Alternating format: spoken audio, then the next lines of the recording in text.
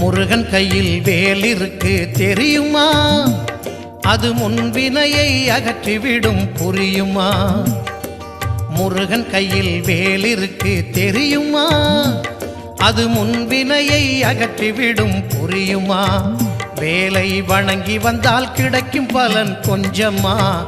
தாளை பணிந்து விட்டால் விதியும் நம்மை மிஞ்சுமா? வேலை வணங்கி வந்தால் கிடைக்கும் பலன் கொஞ்சமா? தாளை பணிந்து விட்டால் விதியும் நம்மை மிஞ்சுமா?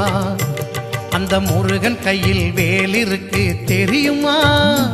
அது முன்வினையை அகற்றிவிடும் புரியுமா?